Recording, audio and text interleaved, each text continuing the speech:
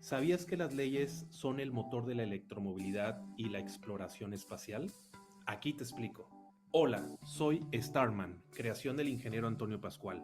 Hoy quiero que explores conmigo cómo las leyes transforman el panorama tecnológico de México. Primero, ¿qué es una legislación? Es el conjunto de normas que regula conductas en la sociedad, promoviendo el orden, seguridad y la innovación. En electromovilidad, estas leyes permiten el desarrollo de vehículos eléctricos y su infraestructura. Por ejemplo, la Ley General de Movilidad y Seguridad Vial impulsa energías limpias como el sol, el viento y el agua, mejorando la calidad del aire y reduciendo emisiones. Y en el espacio, la legislación establece estándares para la investigación y el desarrollo de tecnología como satélites y cohetes, fomentando la colaboración internacional y la seguridad. Además, líderes como Katia Echazarreta, la primera mujer mexicana en el espacio, inspiran a fortalecer nuestra industria aeroespacial. Por otro lado, tenemos a Yolanda Villegas, trabaja en políticas que aceleran la electromovilidad, generando nuevas oportunidades económicas. Las leyes no solo son reglas, son la base de un futuro sostenible e innovador. Como siempre digo, las estrellas nos guían, pero son nuestras acciones las que nos llevan hacia ellas. Bienvenidos, buenos días a todos los presentes. Gracias por su puntual asistencia. El día de hoy tenemos otro capítulo de este programa de electromovilidad, de energías limpias, con dos invitados especiales, grandes pioneros en el tema legal, de leyes, energético, electromovilidad. Y quiero presentar el día de hoy a Yolanda Villegas y a Walter Julián. Yolanda, ¿cómo estás? Muy buen Hola, día. muy bien, Pascual. ¿Y tú? Excelente, muchísimas gracias por aceptar esta invitación. Igualmente, Walter, y te doy la palabra, Yolanda, para que ahora presente. Nos gustaría que nos platiques quién es, digo, en resumen, quién es Yolanda, para los que no te conozcan, no te ubiquen, igual Walter, y luego presentas a Walter. Bienvenidos. Perfecto, perfecto. Muchas gracias y muy honrados de estar el día de hoy con ustedes. Mi nombre es Yolanda Villegas, soy egresada del TEC de Monterrey y he trabajado en el sector energético alrededor de 18 años. Empecé trabajando en petróleo, después vendiendo energía eléctrica, posteriormente en electromovilidad y ahora vendo envases. Y bueno, pues aquí muy contenta de estar con el secretario de Energía de Tamaulipas, con Walter Ángel. Bienvenido, Walter, y adelante en presentarte. Muchísimas gracias, estimada doctora. Muchísimas gracias a todos y cada uno de ustedes, compañeras, compañeros, por la gentil invitación y también por la escucha que vamos a tener en este evento. Efectivamente, bueno, yo soy Walter Ángel, el actual secretario de Desarrollo Energético de Tamaulipas, quien, pues, a invitación del doctor Américo Villarreal, se convirtió en secretario a partir del 1 de abril. Entonces, pues uno de los temas que más he estado empujando en los últimos años ha sido el tema de la regulación de electromovilidad. De hecho, tuve el honor de encabezar la primera regulación mexicana en materia de electromovilidad y eso es parte de lo que me gustaría platicarles el día de hoy, qué fue, cómo lo hicimos, con qué visión se hizo, para que se entienda qué significa regular, porque ahorita la presentación nos habla de las leyes, pero la ley es una componente pues que existe para normar las conductas, como bien decía la presentación, el desarrollo armonioso de la vida económica, política, social, cultural de un país, de un pueblo, y de ahí vienen las políticas, las regulaciones, las normativas, y un poco entender como por qué pasan estas cosas. Si en el momento en el que usted me diga, estimada doctora, con el gusto también y el agrado de que me hayas invitado, nos arrancamos. Perfecto. Bueno, voy a hacer, digamos que una introducción muy rápida del fenómeno de estudio para después hacerlo en modo charla contigo, Walter, sobre todo porque tú escribiste esta legislación en materia de electromovilidad. Entonces, nada más para ligar cómo está de la mano la transición energética con la electromovilidad, ver su importancia y de ahí partir entonces en la regulación que tú esbozas. Entonces, todos conocemos que ha ido creciendo la demanda energética mundial, esto es desde el 1800 hasta el año 2025. Aquí les muestro una tabla justamente con todos los componentes que tenemos en la actualidad de nuestra matriz energética: petróleo, carbón, gas, energía solar, eólica, hidroeléctrica, nuclear, que aunque no es renovable es limpia, y obviamente pues el elemento medio en la transición energética, que es el gas natural. A mayor crecimiento de la demanda energética, también ha ido creciendo mucho más la demanda de los combustibles fósiles. Es una realidad. De hecho, solamente durante el COVID es donde tuvieron un percance todos estos combustibles fósiles y donde creció un poquitito la energía renovable, pero en general en el resto de los años ha ido acrecentándose.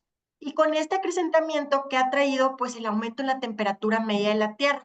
Y con este aumento en la temperatura media de la Tierra, lo que se ha ocasionado es que tengamos cada vez más riesgos climáticos, justamente en eventos meteorológicos extremos, en la falta de agua, en la falta de o erosión de todos los suelos y entonces en las cosechas y en las siembras que hacemos. Por eso es bien importante que vayamos hacia la transición energética, que además este es un tema que me encanta y que aquí voy a parar para preguntarte, secretario. Hemos hablado mucho de la planeación energética, de la transición energética, pero me parece interesante el concepto que tú has dicho en otros foros donde, pues realmente, ¿qué es la transición energética y si está bien regulado o no? Y me gustaría ahí conocer tu opinión. Claro que sí, doctora. Pues efectivamente, una de las principales carencias que ha tenido las legislaciones mexicanas ha sido que no se puntualiza qué es la transición energética.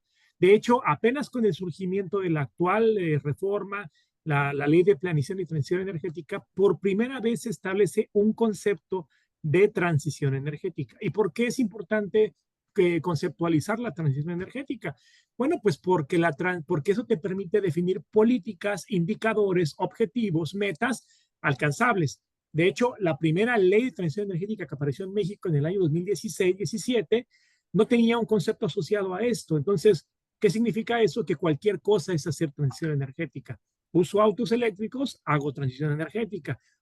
Pongo generadores eólicos, hago transición energética. Si yo pongo fotovoltaicos, hago transición energética, y eso realmente es falso. La transición energética es la sustitución gradual en el tiempo de un sistema energético predominantemente recargado en combustibles fósiles hacia otro sistema energético recargado en electricidad producto de fuentes renovables y, como dice la doctora Yolanda, nuclear, donde la eficiencia energética es transversal a este cambio y lo que permite es disminuir la intensidad del sistema energético. En esto que nos está presentando la doctora, pues da cuenta de cómo se ha generado todo este impacto en la emisión de gases y compuestos de efecto invernadero y derivado de la gran intensidad del sistema energético, el impacto que hemos tenido sobre el medio ambiente. Entonces, la transición justo busca cambiar este sistema energético fósil hacia otro sistema energético que permita reducir los efectos del cambio climático, que ya no se pueden detener, pero sí se pueden mitigar en una componente de adaptación, y generar procesos de transición, de cambio de tecnologías, sustitución tecnológica que nos permita ser más eficientes en todo el proceso, desde la generación de energía eléctrica o su producción, en el caso de los hidrocarburos, hasta el uso final. Por ejemplo, la computadora que nos permite hoy vernos desde las diferentes localidades, cada vez es más eficiente energéticamente respecto de las de hace 15 años. Lo mismo los teléfonos, lo mismo los autos. Un auto eléctrico comparado con un auto de combustión, los autos de combustión son 25% de eficientes, pensando en vehículos nuevos, mientras que un auto eléctrico con un motor eléctrico puede alcanzar rangos de eficiencia desde el 90 al 95%. Fíjense qué importancia es la eficiencia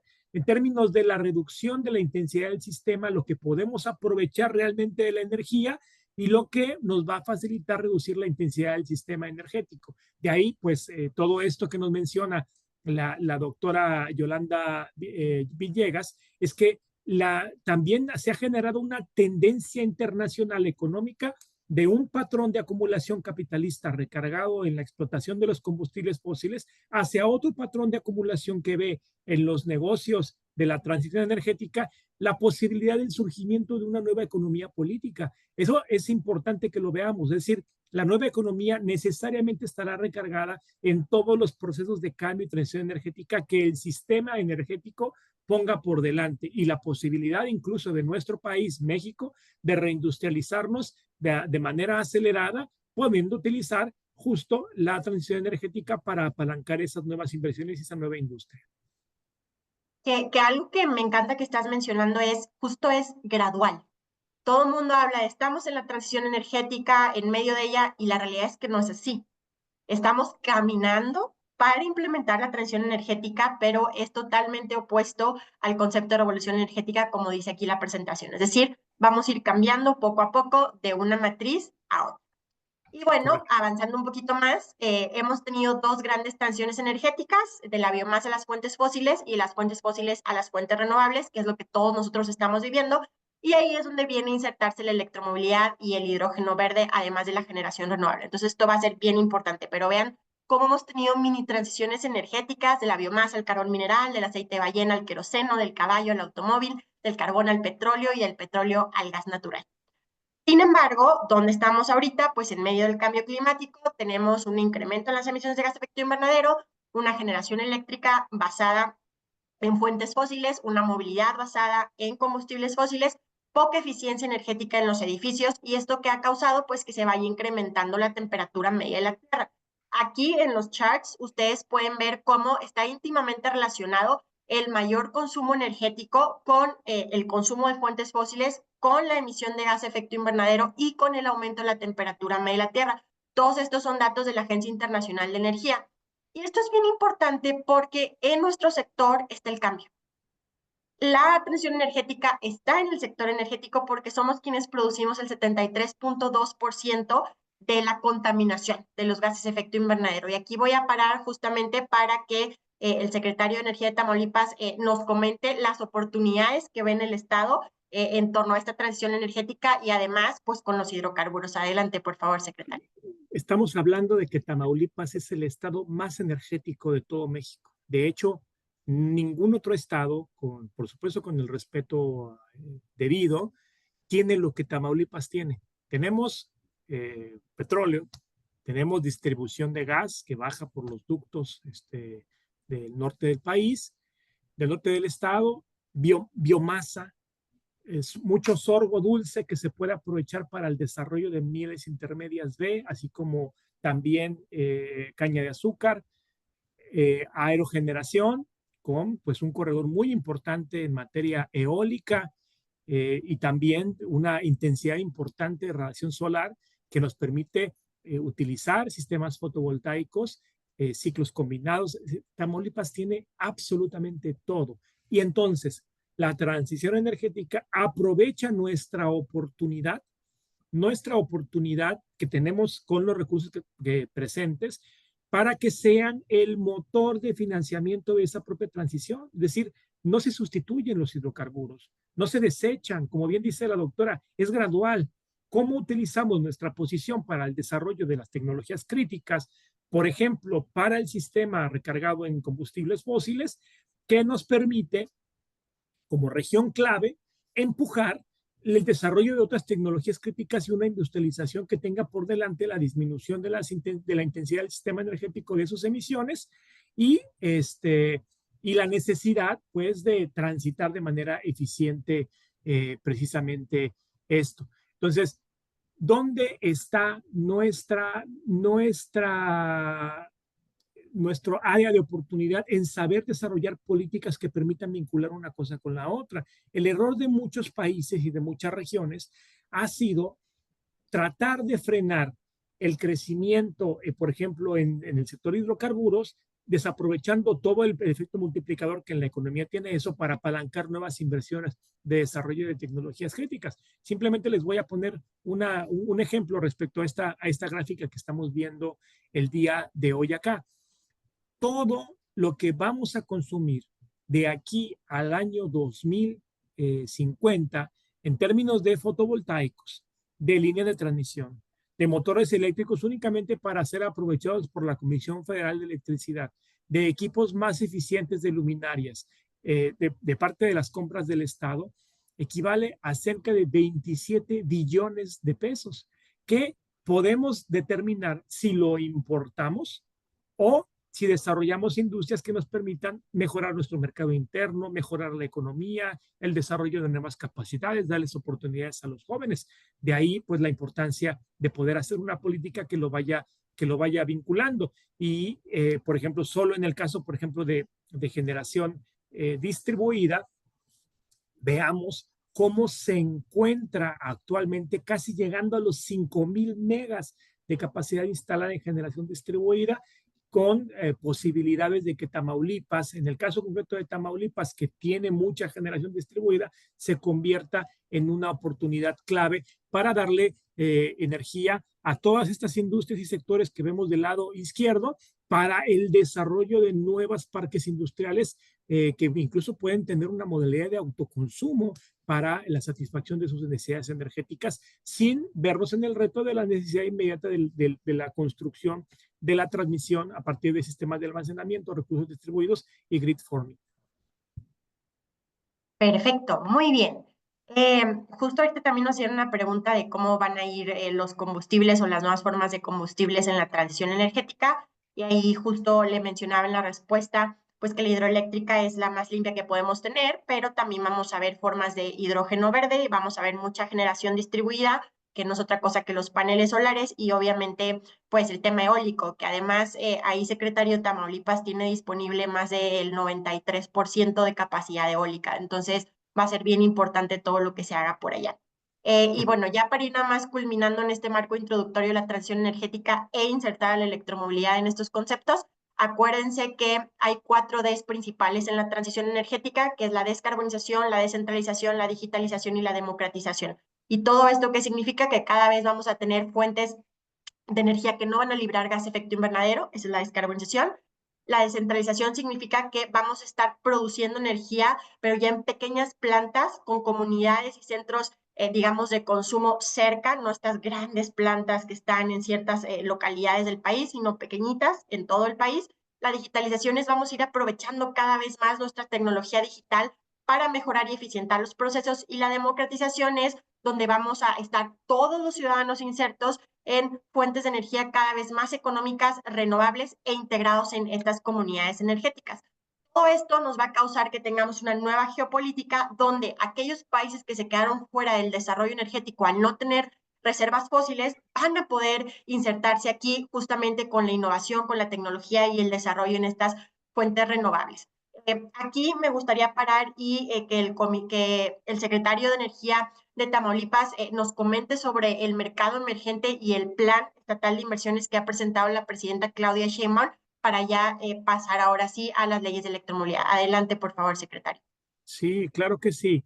Aquí hay una cosa muy importante. Miren, partiendo de la necesidad de explotar nuestros recursos, nuestros amplios recursos a nivel nacional, la doctora Claudia Sheinbaum Pardo ha presentado una serie de paquetes de inversiones plasmado en algo que se conoce como el Plan México, para detonar la inversión en infraestructura de generación para el aprovechamiento del potencial y aprovechar de manera eficiente los recursos energéticos que tenemos. Por ejemplo, le dio una componente muy recargada al Sustainable Aviation Fuel, que es el biocombustible para los aviones, que nos va a dar una oportunidad de diversificar, por ejemplo, el precio de la caña de azúcar y del sorgo dulce, para que se pueda integrar como un combustible drop-in al 50%, por ejemplo, con la turbocina convencional, y desarrollar nuevos combustibles para nuevos mercados, para el desarrollo de nuevas tecnologías e infraestructura. Lo mismo pasa con el tema del etanol,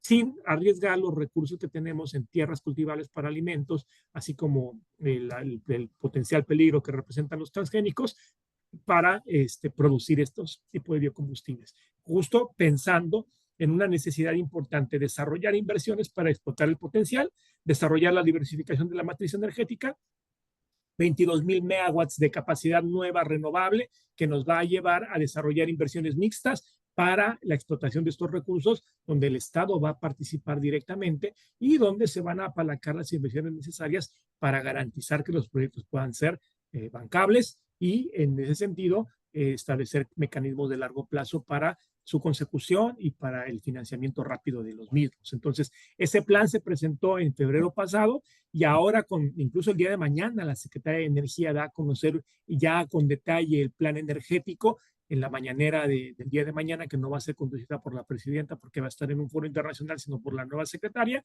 y ella pues va a dar a conocer los detalles de cómo va a ser este mecanismo de participación. Y digo una cosa más, la electromovilidad va a jugar un papel importante con el desarrollo de corredores de electromovilidad en todo el país, justo para atacar esto que dice aquí la lámina, las principales emisiones de gases y compuestos de efecto invernadero en todo el mundo, no nada más en México, están asociadas al sector transporte, sector que es el transporte ligero, el pesado, el transporte de carga, etcétera, que son los que han tenido pues en jaque, por ejemplo, la Ciudad de México la semana pasada. Entonces, derivado de todo esto es la necesidad del recambio del sistema energético para aprovechar las nuevas oportunidades que el cambio tecnológico nos da. De acuerdo. Y aquí, como pueden ver, tenemos un mercado emergente donde vamos a tener inversiones de alrededor de 23,000 millones de dólares en la CFE, con un plan estatal de inversiones, una economía próspera donde la presidenta Claudia Sheinbaum ya ha dicho que nos vamos a insertar dentro de las 10 primeras economías del mundo, con un efecto nearshoring, con más de 100,000 millones de dólares, justo entre 2025 y 2030, justo por la reubicación de las cadenas de suministro globales, y con la nueva reforma energética de la que habla el secretario, justamente buscando una simplificación administrativa en todo lo que tiene que ver con infraestructura eléctrica, con energías renovables, con electromovilidad y con la extracción de litio, que es bien importante también. Entonces, en general, en las proyecciones económicas que tenemos para el 2030, como bien mencionaba el secretario, vamos a aumentar a 22,000 megawatts la generación de energía para el 2030. Vamos a tener más de 100 proyectos de ampliación y modernización de nuestras redes nacionales de transmisión. Vamos a tener inversiones del 54% de participación del Estado mexicano y una producción de 1.8 millones de barriles de petróleo. También se van a ver trastocadas el segmento de agua y de transporte, donde vamos a tener más de 3,000 kilómetros de trenes de transporte de pasajeros y de carga y una infraestructura de movilidad urbana bastante amplia. En agua vamos a tener programas nacionales de tecnificación, más de 200,000 hectáreas, el Acuerdo Nacional por el Derecho Humano al Agua y la Sustentabilidad, el saneamiento de nuestros cuerpos de agua y más de 20,000 millones de dólares en inversión pública, justamente empezando en el año 2025. Lo que va a ser bien importante es que incrementemos la capacidad instalada en más de 28 gigawatts. Actualmente tenemos 89 gigawatts en el país, y pues con esta oleada de energías renovables, el crecimiento, almacenamiento de energía, y bueno, se decía de un requisito de respaldo del 30%, que ya no va a ser así, se va a ver cómo están los puntos de combustible de cogestión en todo el país para ver justamente el requerimiento de respaldo, pero bueno, el almacenamiento va a ser bien importante y vamos a ir poco a poco reduciendo los costos de la energía con un impacto potencial bastante grande en el mercado de almacenamiento y con cierta información estratégica que nos van a brindar las carteras de proyectos. Aquí nada más para que ustedes vean el panorama del sistema eléctrico nacional. Acuérdense que tenemos 89 gigawatts de capacidad instalada y vamos a ir expandiendo el sistema eléctrico nacional en estas regiones, que ahí, secretario, por favor, sus comentarios. Ahí está obviamente Tamaulipas, donde vamos a necesitar bastante almacenamiento, pero hay otras regiones del país donde también se va a requerir ahí su opinión sobre el almacenamiento, que va a ser bien importante. Claro, es que sí, doctora. Bueno, como algunos de ustedes quizás sepan, también fui el promotor el que encabezó la primera regulación de México en el marco de almacenamiento eléctrico a baterías. Y esta regulación lo que establece es que el Centro Nacional de Control de Energía será quien nos dé a conocer las necesidades y los requerimientos de almacenamiento en diferentes partes del país. De tal manera que Tamaulipas, por ejemplo, que tiene un potencial eólico formidable y también de solar, va a permitir poder establecer condiciones para que el SENACE diga, bueno, aquí puedes entrar con un almacenamiento 15 minutal, 5 minutal, 3 horas de desplazamiento de horas de generación en sistemas de almacenamiento, y eso va a generar este impacto que permitirá incorporar más energía renovable. Lo primero que ayuda el almacenamiento a una generación intermitente es disminuir las variaciones, es decir, que la regulación primaria se pueda generar a cargo del sistema de almacenamiento y generar mejor confiabilidad. Pero también al desplazar horas de generación, destensas, descargas, relajas la congestión que se da en diferentes nodos de transmisión o incluso de distribución para mejorar la confiabilidad y sustituye la necesidad instantánea de crecer en redes de transmisión. Una línea de transmisión se termina de construir entre 2 y 3 años y justo lo que hacen los sistemas de almacenamiento es poder tener respuestas mucho más en corto plazo, en 3 meses, 4 meses, 5 meses, 6 meses, para relajar los problemas de congestión en la red. Esto ya va en armonía con las nuevas leyes y nos permitirá explotar el potencial tan amplio que tenemos en recursos renovables. El potencial de almacenamiento es el potencial que tenemos en recursos renovables y también todo lo que tenemos instalado en la zona norte de Tamaulipas, detrás del medidor, para mejorar el suministro de energía eléctrica para toda la zona industrial. Correcto. Y aquí hay dos preguntas, secretario. Es uno, ¿qué tecnología es más limpia, el almacenamiento de baterías o capacitadores? Si quiere primero esa. Bueno, hay diferentes tecnologías de almacenamiento. Reciente, la empresa BYD va a dar a conocer un sistema de almacenamiento con baterías ion sodio, no ion litio, que ion litio fue la revolución a finales de los años 80. Ion sodio, pues es un elemento presente en el ambiente de manera común, lo cual baja el precio de las baterías y, digamos, se podría considerar que dentro del mix de baterías que pudiesen estar ahí presentes, sería una de las más, digamos, limpias. En términos del almacenamiento general, puede haber almacenamiento con rebombeo hidráulico, con arenas sílicas o con sistemas de almacenamiento como este, y pues por supuesto que tanto las arenas sílicas como el rebombeo hidráulico pudiesen ser consideradas más limpias a partir de la disposición de la propia batería. Sin embargo, la tecnología va considerando ya que la disposición no necesariamente se va a hacer de manera controlada o regulada en diferentes partes del mundo, por lo tanto la tecnología va caminando hacia que su disposición pueda ser segura. La regulación que nosotros propusimos en México plantea necesariamente una disposición adecuada, segura de las baterías de uso final. No ha pasado con los vehículos eléctricos todavía tener una batería de un vehículo eléctrico en un basurero, pero la micromovilidad sí que ha pasado que esos scooters o las bicis eléctricas sí hemos llegado a encontrar baterías en los basureros y eso genera un gran reto porque una sola batería pudiese contaminar más de 28,000 litros de agua. Entonces, eso, digamos, es importante. Muy bien. Y la siguiente pregunta es, ¿qué impactos o ajustes en las tendencias de crecimiento vamos a tener en materia de electromovilidad, dados los aranceles que se están poniendo por Estados Unidos y el detenimiento en las inversiones de producción en México? Sin lugar a dudas va a ser un reto muy importante. Miren, hoy por hoy en México, más del 50% del mercado de electromovilidad viene de Asia. O sea, son presencia de vehículos, no solo de marcas chinas como BYD o HAC, sino también, bueno, hay autos japoneses, incluso Europa innovó en México con muchos autos eléctricos puros. Y esta condición que plantea Donald Trump va a generar pues un movimiento, una sacudida en el proceso de venta. Sin embargo, los mismos, particularmente los chinos, han dicho, bueno, pues con aranceles o sin aranceles voy a estar presente en el mercado de México y América Latina. Estamos en medio de una guerra comercial.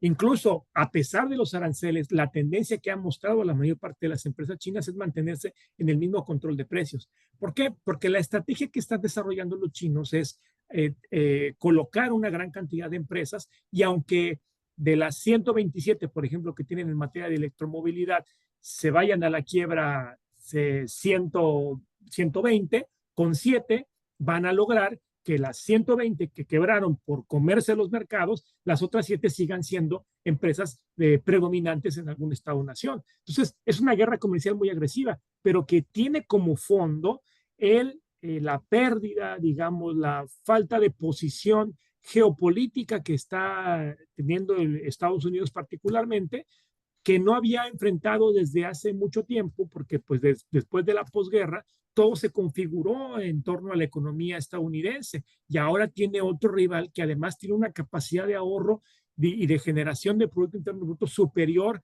que el propio Estados Unidos. Entonces es una batalla que realmente está muy complicada.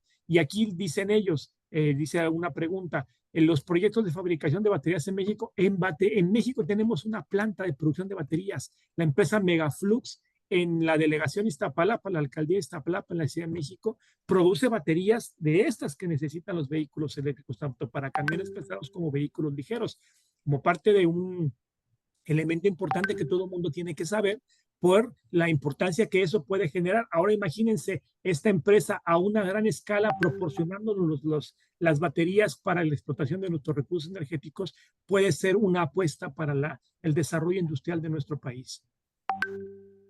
¿Y qué impacto tienen los aranceles en cuanto a la venta de energía? En cuanto a la venta de energía en México, no tiene ninguno. O sea, incluso, bueno, el mismo presidente estadounidense ha establecido que todo lo que tiene que ver que esté dentro del marco del TEMEC se va a quedar como está. Pero al interior del proceso, digamos, per se, no. Si se analiza el modelo de negocio que alguna empresa puede tener, que depende de alguna importación de alguno de estos países que se les están subiendo los aranceles, pudiera ser que la cadena de proveeduría y alguna capacidad instalada tenga esa debilidad, producto de los temas arancelarios, pero en términos de la venta de energía, ninguno. Perfecto, muy bien. Entonces ya vamos a concentrarnos ahora justo solo en electromovilidad. Voy a ir avanzando un poquito. No vamos a tocar estos temas de regiones clave, etcétera. Vamos directo a electromovilidad. Ahí, ¿cómo ve usted el panorama mundial de la electromovilidad y cuáles fueron las premisas principales que consideró en la legislación que redactó cuando estaba en la Comisión Reguladora de Energía? Claro que sí. Bueno, la electromovilidad es una realidad. Es un elemento que llegó para quedarse y que aumenta de manera acelerada. Todas las proyecciones que hemos hecho desde el sector público, incluso desde el sector privado, del crecimiento de la electromovilidad, han sido superadas por mucho. Incluso el comportamiento exponencial que vimos en los últimos años está correlacionado con la tendencia a disminuir la tecnología crítica asociada a la electromovilidad, como el sistema, como las baterías, los sistemas de almacenamiento, el tren motriz y algunos otros elementos que constituyen o que forman parte de los vehículos eléctricos. Entonces, la tendencia es tremenda, es muy alta. Y al ser un elemento presente, lo primero que se hizo para poder hacer una regulación es que los beneficios fueran para todos. Es decir, una regulación que no dejara de lado a nadie y que permitiera que todos aquellos interesados o todas las naciones necesitadas de recambiar su tecnología pudieran quedar dentro del propio esquema. Porque si lo hubiéramos cerrado a alguna tecnología, tuviésemos que pagar el costo de incluso, por ejemplo, un golpe en la mesa con respecto a lo que está pasando ahora. Entonces, y que además la regulación, por lo mismo, permitiera controlar precios, controlar puntos de carga, conocimiento y capacidad de instalación de infraestructura de recarga para generar un acceso para todos a la electromovilidad. Incluso si no tienes un auto eléctrico. Por ejemplo, en Ciudad de México la electromovilidad es presente desde 1968, cuando se crea la red de transporte colectivo Metro, por ejemplo, y antes con el sistema tranviario que dio a conocer el sistema trolebús. Entonces, la electromovilidad ha estado presente. El tema es que necesitamos que sea de acceso para todos. Eso es lo que consideró la regulación como un elemento presente permanente y que la tecnología asociada no generara un obstáculo. Por ejemplo, en los conectores. Hoy tenemos una gran presencia del conector J3400 llamado conector Tesla o el J1732, que son conectores NACS que se hicieron para Estados Unidos. Cuando Estados Unidos planteó, por ejemplo, el conector CCS1 como conector público, llegó Tesla y dijo, este conector va a ser el que vamos a utilizar aquí. Y si nosotros hubiéramos cerrado el mercado de la electromovilidad de México únicamente al conector Tesla, probablemente estuviéramos ahorita viviendo consecuencias por la guerra comercial Estados Unidos-China.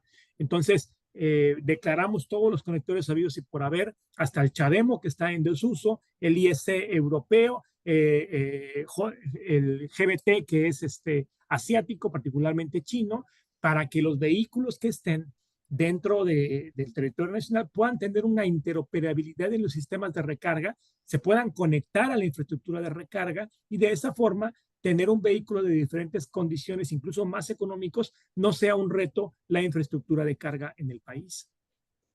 Y ahí, por ejemplo, ¿por qué es importante que mantengamos actualmente a México abierto a todo tipo de conectores, abierto a todo tipo de nuevas tecnologías y empresas de cualquier país? porque incluso hasta de la guerra comercial podemos sacar ventajas. Eso nos va a plantear retos tecnológicos, porque la tecnología asiática particularmente, eh, ha sido de las más baratas. Digo, entra BYD con un Dolphin Mini en 399,000 pesos, o incluso entra Renault con un vehículo que cuesta 150,000 pesos, con diferentes conectores. Lo ideal sería homologar a un estándar, pero un estándar nacional, ¿no? Y eso implica retos, ¿no? Particularmente, por ejemplo, para los Estados Unidos. Pero en el caso de los chinos, ellos mismos han dicho, pues a mí me cuesta $2 cambiar mi línea de producción para meterle un conector tipo Tesla. Fíjense con qué poder económico cuentan estas naciones. Para nosotros lo importante es mantener abierta la infraestructura de recarga, para que la infraestructura de recarga pueda ser para todos, y de esa forma el crecimiento de la electromovilidad pueda ser mayor, independientemente de qué tecnología estás usando. ¿Y ahí existe alguna regulación que integre las actualizaciones de vehículos de combustión en eléctrico? Sí, la regulación que nosotros propusimos establece la necesidad de también regular estos tipos de vehículos, justo adecuándolo a los estándares que ya conocemos, al desplazamiento del tren motriz de combustión por un tren motriz eléctrico, que permita las condiciones de adaptabilidad. Si bien no fue el propósito, porque eso más bien tiene que ver con política industrial, sí lo mencionamos, y hasta ahorita es la única que se ha mencionado. Sí quiero decir que se plantearon muchos instrumentos desde la década pasada, e incluso desde la pasada, con la intención de la electromovilidad. Íbamos a hacer una estrategia nacional, íbamos a hacer una política. Solo nosotros logramos concretar una regulación que ya integra todos estos elementos para sujetarse a ellos, tener una interconexión segura y plantear la necesidad del recambio tecnológico. Excelente. Bueno, aquí también hablan de que tienen ideas para proponer proyectos científicos para el desarrollo de baterías y que con quién se pueden comunicar. Pues me imagino que eso nos lo va a canalizar a partir de Pascual, ¿verdad? Pero claro que sí, Liliana, con mucho gusto. Y bueno, nada más para ir dándole un cierre a esta presentación, obviamente China es un país preponderante en materia de electromovilidad. Más del 50% de todos los vehículos en el mundo se estimaba que iban a ser conducidos totalmente eléctricos para el 2030. Eso cambió con el advenimiento de Donald Trump. China para el 2060 ya anunció restricciones de emisiones máximas de CO2, y más del 30% de los vehículos de pasajeros ya sean de batería, híbridos enchufables o totalmente híbridos. Así lo son para el año 2030. Lo que es bien relevante en materia de electromovilidad es pues que tenemos una mala calidad de aire, y creo que ese es el incentivo principal para transicionar hacia ese nuevo tipo de tecnología. Hay más de 3 ciudades en Latinoamérica con problemas muy graves de contaminación. Esta es una imagen real de la Ciudad de México, que de hecho superan todos los límites de la Organización Mundial de la Salud. Hay más de 150 millones de personas en Latinoamérica que viven sobre los límites, digamos, mínimos permitidos por la OMS para poder respirar correctamente, y el 95% de las necesidades energéticas del sector transporte pues son satisfechas con petróleo y con sus derivados. Entonces, esta contaminación del aire yo creo que es el riesgo más importante en materia ambiental para la salud en Latinoamérica. Y ahí preguntarle, secretario, pues todo el tema del transporte público eléctrico, ¿cómo fue implementado en la Ciudad de México y cuáles son sus pensamientos respecto a implementarlo en toda la República, como ya se ha dado, por ejemplo, en Nuevo León, en Mérida, etcétera? Muy bien, claro que sí, doctora. Incluso, pues en esta fotografía salimos todos, sale usted, salgo yo. Eh, la experiencia ha sido una experiencia, como les dije, multidimensional en términos del transporte público en Ciudad de México, desde lo que ya mencionaba en el transporte colectivo metro, el sistema de transporte eléctrico conocido como Metrobús, y el desarrollo de los corredores cero emisiones ha sido importante para salir al paso al problema de la gran contaminación que existe en la Ciudad de México. Con esta regulación que implementamos, regulamos las que se llaman electroterminales. Las electroterminales son las que le permiten dar la energía al transporte de pasajeros, al transporte público, con la intención de que sea una instalación segura, que reporte que está operando y que además permita dar las directrices para el crecimiento acelerado de esta infraestructura. Necesitamos electroterminales por todos lados, porque necesitamos transporte masivo eléctrico por todos lados para entrar al problema de la contaminación ambiental y a los graves daños que está causando. Y además les voy a dar un dato que se van a espantar todos, porque yo creo que muchos tienen una autocombustión. Más del 36% hasta llegar al 40% en nuestro país de la gasolina tiene algún tipo de adulteración. En un reporte que hizo la Secretaría de Medio Ambiente de la Ciudad de México, se dio a conocer que más del 36% de la gasolina tiene presencia de alcoholes, entre ellos etanol y metanol, naftas ligeras, éter, aditivado con elementos que no son aptos para la combustión por la generación de emisiones, por el daño patrimonial que puede hacer a los vehículos, y eso lamentablemente ocurre con el mercado de las gasolinas y es algo que no se ha podido controlar. Yo estando en la propia Comisión Reguladora de Energía, fue un elemento bastante complicado de regular por la introducción, particularmente del crimen organizado dentro del expendio de combustibles y pues por las malas prácticas de algún sector que no le gustó mucho la vigilancia. Entonces, es el gran reto que tenemos que hacer y actualmente los gases y compuestos de efecto invernadero derivados de la presencia de esas gasolinas nos están marcando retos. La electromovilidad se combate también ese tipo de cosas porque no hay electricidad mala, ¿no? No hay una electricidad fuera de especificación. Entonces, eso nos va a dar un importante recambio al sistema y también a estos mercados ilegales que se están generando con respecto a los combustibles fósiles. Perfecto. Y ya para finalizar la presentación, ¿algún comentario adicional sobre la regulación que esbozaste, algo importante que mencionar aquí? Sí, bueno, esta regulación que es el Acuerdo A108 del 2024, por principio les sugiero que lo lean. Vienen las directrices para la instalación de los centros de carga para flotas vehiculares, electroterminales, estaciones de carga pública, estaciones de vehículos ligeros, infraestructura de carga de vehículos ligeros. ¿Y qué es lo que tienen que cumplir para dar de alta un servicio ante la Comisión Federal de Electricidad que permita hacer una instalación y una integración segura de esta infraestructura de carga? Y sobre todo apunta al futuro. ¿Cuál es el futuro en la electromovilidad? Las estaciones de carga como las estaciones de servicio de gasolina. O sea, piensen ustedes en un Big Ranch o en un multifamiliar como el que está en Félix Cuevas. Imagínense que cada persona conectara ahí un vehículo eléctrico. Simplemente no se puede.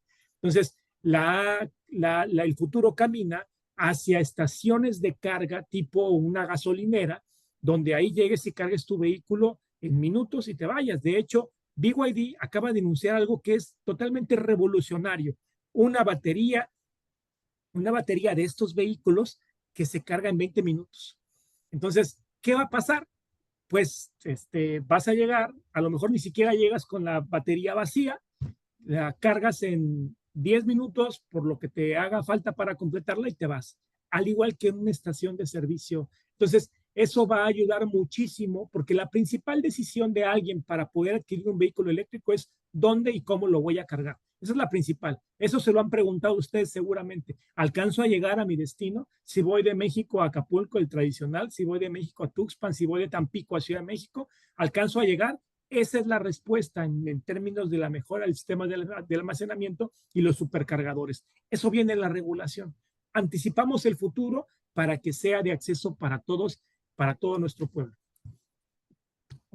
Aparte, me encanta el lado social que tiene esa regulación, que por primera vez se está implementando no nada más el acceso pues a estos vehículos, sino que sea para todos. Y eso es bien importante. Entonces, aquí nada más les dejamos una cifra. Para el 2040 estimamos que estén circulando más de 500 millones de vehículos eléctricos a nivel mundial. Todos estos son datos de Bloomberg.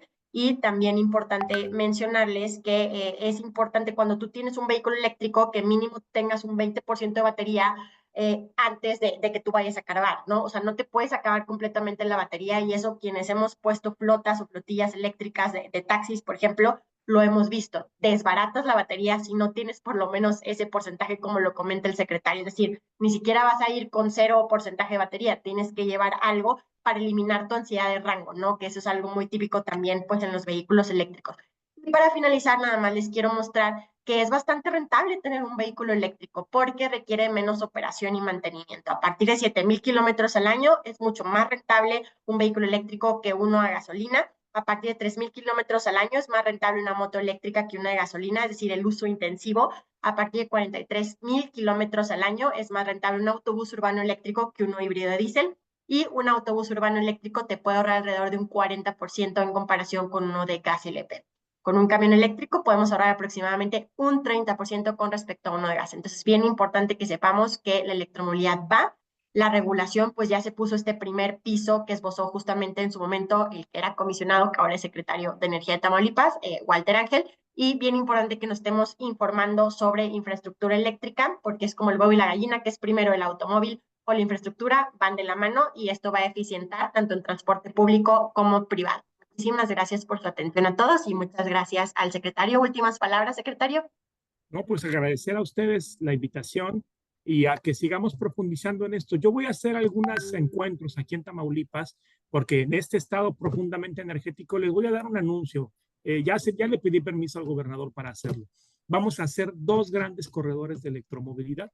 Uno que conecta de la ciudad de Monterrey a Nuevo Laredo y otro que conecta justo también de Tampico a Nuevo Laredo, o viceversa, con la intención de la movilidad, del acceso de los vehículos eléctricos, sea una realidad, pero podemos hacer una alianza regional con los diferentes gobernadores y eso no le tendrá que costar un solo peso al gobierno del estado, porque actualmente es bastante rentable las estaciones de carga con el marco que tenemos presente, los sistemas de almacenamiento y sobre todo tampoco tiene que ser costoso para el usuario del vehículo eléctrico.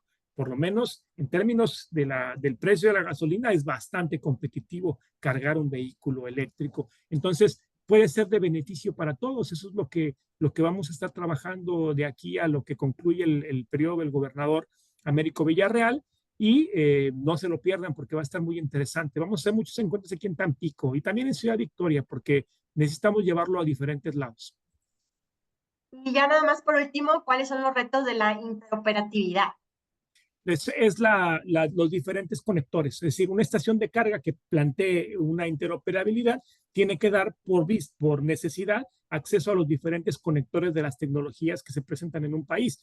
Porque si no, si lo cierras únicamente, por ejemplo, con un conector J3400, pues únicamente los vehículos Tesla cargarían ahí, o un vehículo de manufactura estadounidense, cuando en México más del 80% hoy de los vehículos eléctricos que se mueven son asiáticos. Entonces, quieres tener una interoperabilidad y un negocio rentable de venta de energía en un punto de infraestructura de recarga, tienes que tener por necesidad diferentes conectores, pero no puntas intercambiables, sino los diferentes conectores asociados a la infraestructura para que eso permita hacer una conexión segura y no se violente ninguna norma de seguridad de la SEA.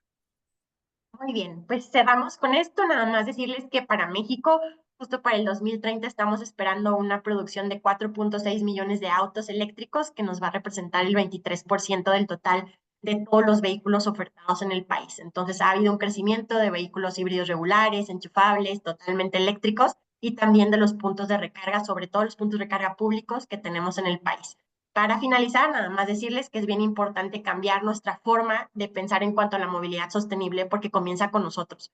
Caminar a pie, andar en bicicleta, movernos en transporte público eléctrico, utilizar transporte privado eléctrico y tener en cuenta las empresas que tienen responsabilidad social corporativa con transporte de mercancías totalmente eléctrico. Muchísimas gracias a todos y nos vemos a la próxima. Muchísimas gracias. Gracias, Yolanda. Gracias, secretario Walter. Seguimos en contacto. Igual quiero felicitarlos a ambos por estar apoyando la región de Tamaulipas. Nosotros como Universidad en Electromovilidad y de Energías Limpias ahí en la región, pues estamos impulsando este tema de igual buscar este nuevo talento, poderlo capacitar. Y bueno, seguimos en próximas pláticas, secretario, y esperemos verlo pronto ahí en Tampico, Tamaulipas. Doctora Yolanda, muchísimas gracias.